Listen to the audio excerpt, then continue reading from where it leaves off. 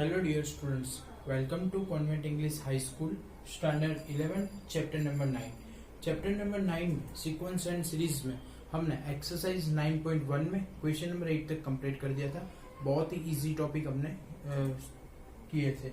Easy topic में क्या था कि आपको सीरीज दी होंगी, आपको टर्म फाइंड करना है। तो ऐसे ही दो सम अभी भी बाकी है, 9 एंड 10। फिर हम question number 11 find first 5 terms and corresponding series के बारे में सीखने वाले हैं। ओके, तो चलो क्वेश्चन नंबर 9 जो बाकी रह गया था उसके बारे में पहले सीखते हैं। हमको ए एन यानी कि nth टर्म दिया हुआ है। क्या दिया हुआ है? A N equal to -1 raise to n -1 और n क्यूब। अभी हमको क्या फाइंड करना है? ए9 हमें फाइंड करना है। उसका मतलब n की जगह पे हम क्या डालेंगे? 9 डालेंगे। n की जगह पे क्या डालेंगे? 9। ओके, तो चलो a9 is equal to -1 raise to 9 -1 और n क्यूब यानी कि 9 का क्यूब। Getting all? चलो -1 9 -1 यानी 8 पावर और 9 का क्यूब कितना होता है? 729। ओके, चलो -1 की इवन पावर है तो क्या आ जाएगा? +1 इंटू 729। तो सीरीज का 9th नंबर का टर्म कितना हो जाएगा? 729 यानी कि 729। ओके, तो आप देख सकते हो हमें सीरीज दी हुई थी, हमें सिर्फ टर्म फाइंड करना था। वो भी टर्म कौन सा वाला जो क्वेश्चन में बोला था कि 9th नंबर का टर्म फाइंड करो। ओके, तो क्वेश्चन नंबर 9 कंप्लीट हो गया। ऐसा ही क्वेश्चन है जो हमने पहले सॉल्व कर दिया है। ओके, चलो क्वेश्चन नंबर 10। क्वेश्चन नंबर 10 में भी हमको क्या nth नंबर वाला ए एन टर्म दिया हुआ है। क्या है वो? n -2 n+3। हमें फाइंड कौन सा करना है? A20 नंबर वाला टर्म फाइंड करना है यानी कि n equal to 20। n equal to क्या? 20। चलो A20 फाइंड करते हैं। A20 equal to 20 -2 upon 20 + 3। Okay, देखते जाना। 20 -2 यानी 80 और 20 + 3 यानी 23। तो 18 2 = 360 अपॉन 20। तो हमें जो भी सीरीज दी है उसका 20th नंबर वाला टर्म कौन सा है? 360 अपॉन 23।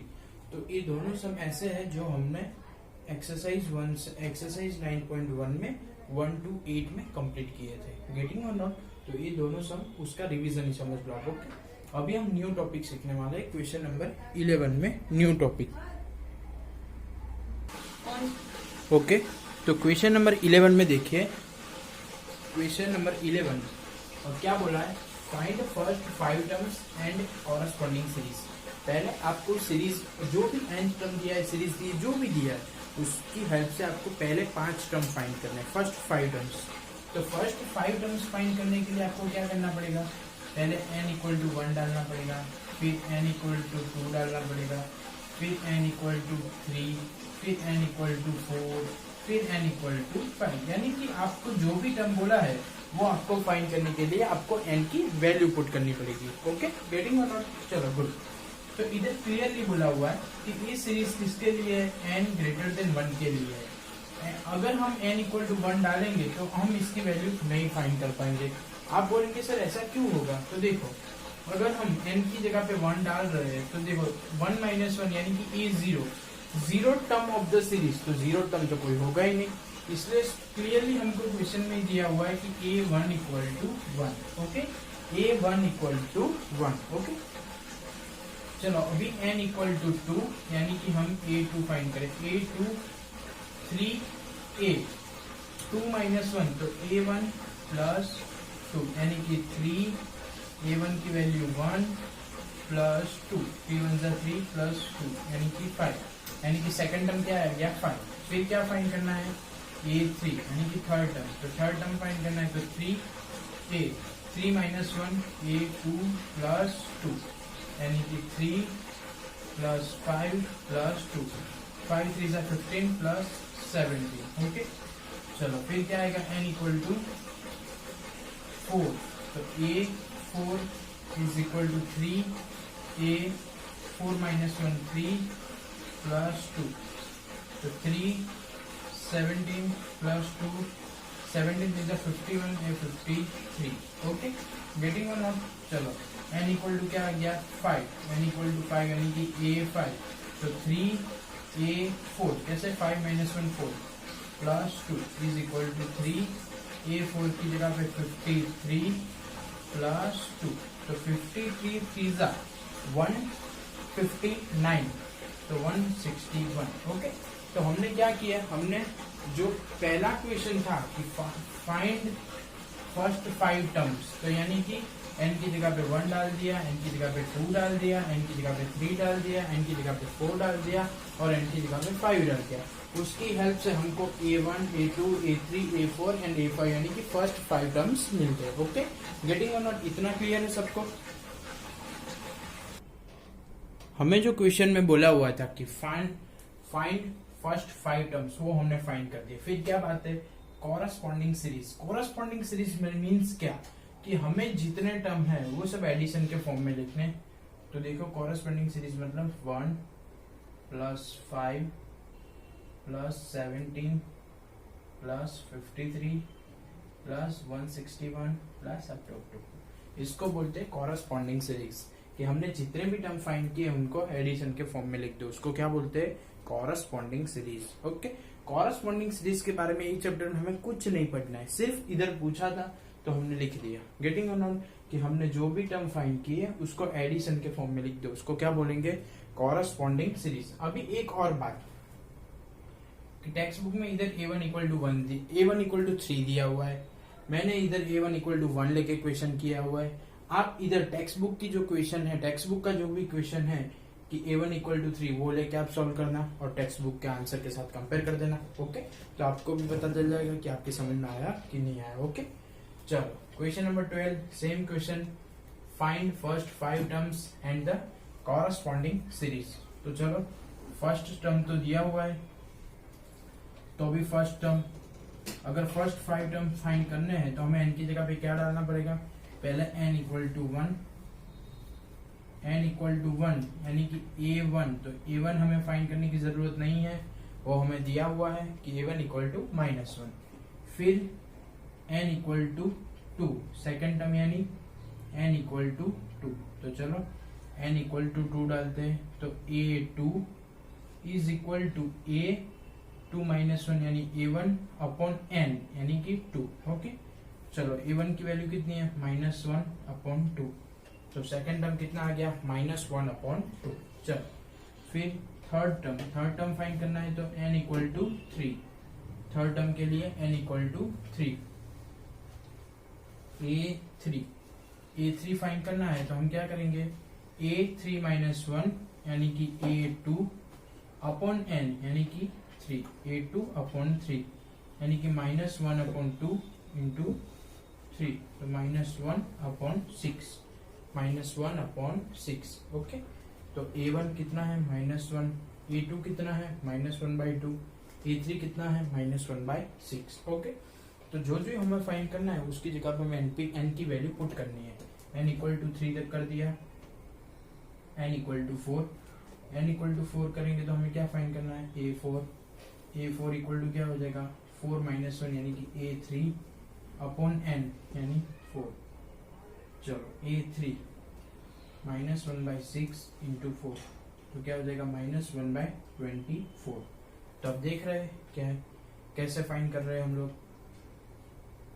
n इक्वल टू 5 यानी कि a5, तो 5 -1 a4 अपॉन 4 यानी कि -1 अपॉन 24 इंटू 4, तो -1/96। ओके, यानी कि हमें जैसा क्वेश्चन में बोला गया था, क्या बोला गया था कि फाइंड फर्स्ट 5 टर्म्स, तो ऐसा हमें a1 a2 a3 a4 a5। First question clear हो गया कि पहले 5 टर्म यानी कि फर्स्ट 5 टर्म हमने फाइंड कर लिया। ओके, अभी हमें क्या करना है, फाइंड द कॉरस्पॉन्डिंग सीरीज। क्या, फाइंड द कॉरस्पॉन्डिंग सीरीज। तो मैंने प्रीवियस समय बोला कि कॉरस्पॉन्डिंग सीरीज मतलब जो भी टर्म हमने फाइंड की है उसको एडिशन के फॉर्म में लिखना है, सिर्फ addition, -1 plus -1/2 plus -1/6 plus 1/24 plus minus 1/26 plus up to जैसे जैसे टर्म फाइंड करते जाएंगे वो कॉरेस्पॉन्डिंग सीरीज में एडिशन के फॉर्म में ऐड होते जाएंगे। ओके, तो आप देख सकते हो एक्सरसाइज 9.1 बहुत इजी है। अभी सिर्फ 2 क्वेश्चन बाकी है, 13 एंड 14। 13 एंड 14 के बाद ए चैप्टर की फर्स्ट एक्सरसाइज 9.1 क्लियर हो जाएगी। ओके, गेटिंग, देख लो एक बार अच्छे से।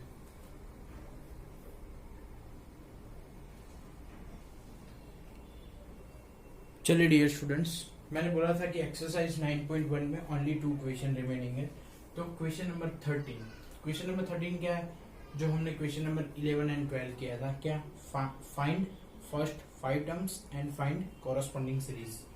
तो फर्स्ट 5 टर्म्स, उसमें फर्स्ट एंड सेकंड टर्म का आपको दिया हुआ है। Okay, first and second term आपको दिया हुआ है। n ग्रेटर देन 2 से आपको फाइंड करते हैं फर्स्ट 5 टर्म। ओके, तो n इक्वल टू 3 ले लो, तो a3 is equal to a3 minus 1 minus 1, यानी कि a2 माइनस 1। a2 क्या दिया हुआ है, 1 माइनस 1 इज इक्वल टू 0, यानी कि a3 क्या आ गया, 0। ओके, चलो n इक्वल टू 4 के लिए a4 is equal to a4 minus 1, a3 minus 1, 0 minus 1 minus 1, n equal to 5,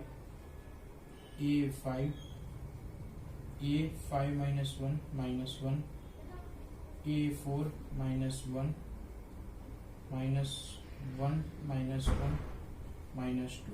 okay, तो फर्स्ट 5 टर्म फाइंड कर लिया और कॉरेस्पॉन्डिंग सीरीज आपको खुद लिखनी है। पता तो चले कि आपको समझ में आया कि नहीं। क्वेश्चन नंबर 13 में क्या था, once again I repeat, find the first 5 terms. तो n इक्वल टू 1 2 दिया हुआ है, 3 4 5। गेटिंग और not, any doubt is that, no. चलो क्वेश्चन नंबर 14, लास्ट क्वेश्चन। उसमें 2 मेथड आएगी। एक तो आपको n इक्वल टू 1 2 3 4 5 के लिए क्या फाइंड करना है, n प्लस 1 अपॉन n, यानी कि अगर आप मैक्सिमम 5 डाल दो 5 प्लस 1, तो आपको क्या फाइंड, आपको a6 चाहिए, यानी कि 1 के लिए क्या चाहिए, 2 चाहिए, यानी कि आपको a1 a2 a3 a4 a5 a6 चाहिए ही चाहिए। तो a1 a2 आपको दिया हुआ है, सीरीज भी आपके पास है। तो देखो an minus 1 an minus 2, a1 a2 दिया हुआ है। तो चलो क्या फाइंड करेंगे, a3 के लिए a3 माइनस 1 a3 माइनस 2, यानी कि a2 प्लस a1, दोनों का टर्म क्या है, 1 प्लस 1 इज इक्वल टू 2। चलो a3 मिल गया, फिर a4, तो a4 minus 1 a4 minus 2 a3 plus a2 a3 2 a2 1, 2 plus 1 कितना हो जाएगा, 3। ओके, a3 a4, फिर a5 तो क्या हो जाएगा, a5 minus 1 a5 minus 2 a4 a3। चलो a4 कितना है, 3 है, a3 कितना है, 2 है, 3 प्लस 2 कितना हो जाएगा, 5। चलो फिर a6 के लिए 6 माइनस 1 6 माइनस 2 a5 a4 क्या है, 5, a4 क्या है, 3, 5 प्लस 3 कितना हो जाएगा, 8। तो आप देख सकते हो कि हमने n इक्वल टू 1 2 3 4 5 दिया था, वो इसमें डालेंगे तो हमको कौन सी रिक्वायरमेंट होगी, 5 प्लस 1 a6। तो a1 a2 a3 a4 a5 a6 तक हमने रेडी करके रख दिया। ओके, तो चलो, और तो पूछा ही था फिर। चलो n इक्वल टू 1 के लिए an प्लस 1 अपॉन an, मतलब a2 अपॉन a1, तो 1 अपॉन 1 इक्वल टू 1 आ गया। फिर n इक्वल टू 2 के लिए तो a3 अपॉन a2, तो चलो a3 की वैल्यू क्या है, 2, a2 की वैल्यू 1, 2 अपॉन 1 2 आ गया। फिर n इक्वल टू 3 के लिए क्या आ जाएगा, a4 अपॉन a3, तो a4 कितना है, 3 A3 कितना है 2। ओके चलो A3 ओके A3 2 है। ओके देख के समझ के वैल्यू डालना। n इक्वल टू 4 तो A5 A4 A5 कितना है 5 A4 कितना है 3 5/3 n equal to 5 A6/A5 A6 कितना है 8 A5 कितना है 5 तो आ गया। ओके तो n इक्वल टू 1 2 3 4 5 के लिए हमने क्या फाइंड किया an+1/an। तो an+1 सपोज हम 5 डाल दो तो 5+1 क्या चाहिए A6 यानी कि A6 तक मैंने रेडी करके रखना। ओके तो एक्सरसाइज 9.1 बहुत इजी है, खुद से सॉल्व करना। अगर कोई भी डाउट हो तो आप मुझे पूछ सकते हो। नेक्स्ट वीडियो लेक्चर में हम लोग अरिथमेटिक प्रोग्रेशन का सिलेबस आगे बढ़ाएंगे। Okay bye.